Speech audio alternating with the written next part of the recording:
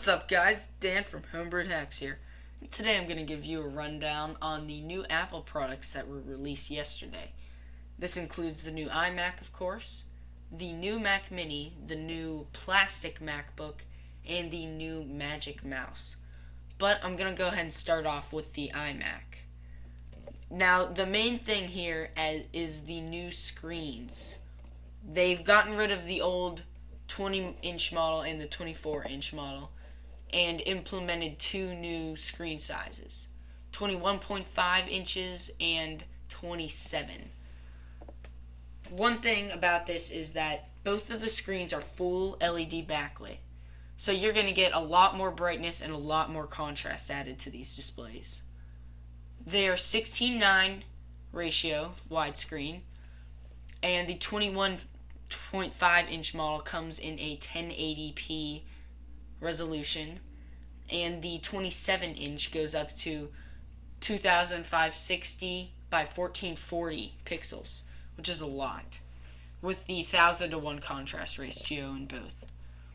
Now they've added a new technology to both of these called IPS, which gives you a 178 viewing angle, which will keep it at the same consistency if you're on the side than if you were in the front. So you're not going to lose quality from looking at it at a different angle.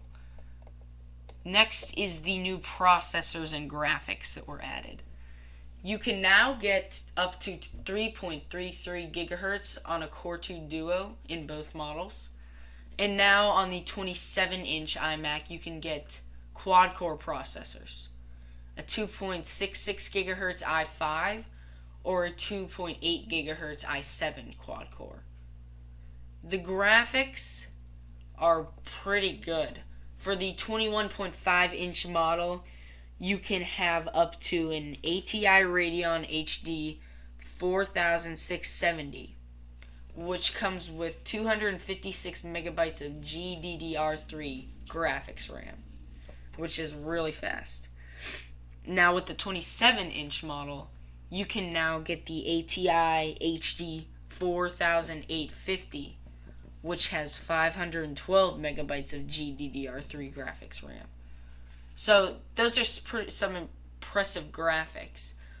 Those will allow you to play a lot more games, and you'll have faster responses, better color, everything. So down to memory and storage.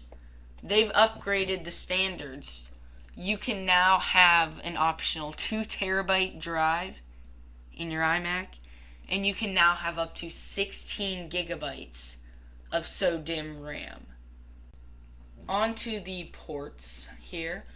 As usual, you have the iSight camera hidden at the top, but something new that you might not notice is the new SD card slot, which was added right below the disk drive.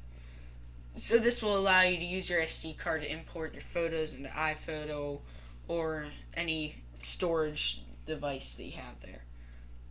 The ports on the back are audio out, audio in, USB 2.0, there's 4 of those, a FireWire 800 port, mini display port, and an Ethernet port for your internet. Another thing I wanted to point out here is that this 27-inch model is wall mountable with a VESA mount that you can buy off of Apple. It's $30, and you can also mount the 24-inch cinema display on the same one. So now we're going to go ahead and go on to the Mac Mini. So the new Mac Mini has a faster processor, and now it has double the amount of RAM that you can install. And you can now have a 2.53 gigahertz Intel Core 2 Duo with 3 megabytes of L3 cache. The graphics are NVIDIA GeForce 9400M. You can have up to 500 gigabytes of hard drive storage, and you still have the slot loading super drive there. But something new that It's been added here. Find it. Is the new Snow Leopard server Mac Mini, which you'll notice looks a little different here. The Snow Leopard server has no slot loading drive, no CD drive. So it's got the same specs, but it'll have dual drives, dual 500 gigabyte drives.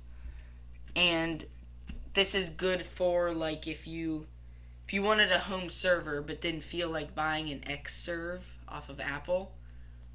This is great. This is basically like a small home server you could use. Starts at $1,000, but you can connect to as many people as you want, and it's Windows. It's universal basically, and it's really nice.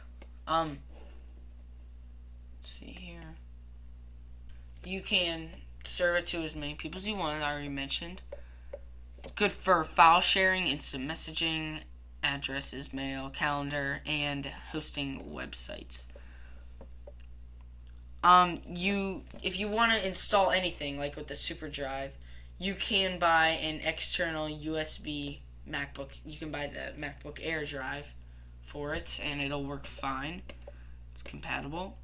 You have all your services as you would on Snow Leopard server. So that's pretty nice. The other Mac Mini keeps its same price as basic. So let's go ahead and move on to the new plastic MacBook. So this is the new MacBook, the plastic model. Still a 13-inch screen, but is now LED backlit. It's got a sort of different design to it. It's unibody, but it has sort of like a curved edges. Let's see here if you can see it. I don't know if you can tell here, but that's what some of it looks like. Here's it closed, so you can see it's kind of a different look. Still looks really nice. It's got the built-in 7-hour battery to it, like the MacBook Pros, and now has a glass multi-touch trackpad. So it'll follow the MacBook Pro guidelines of how that trackpad works. Well, let's check it out.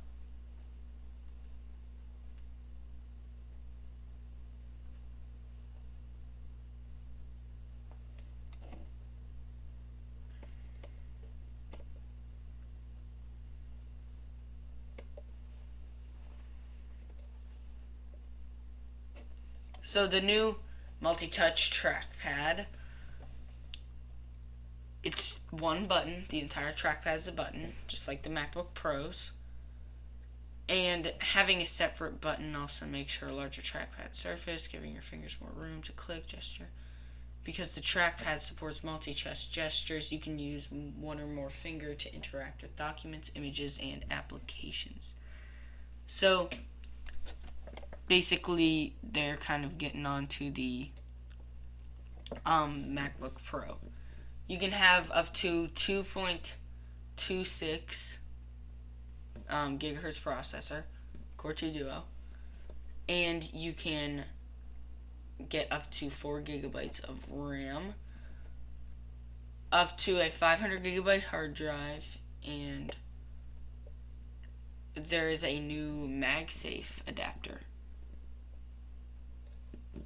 Okay, that's cool.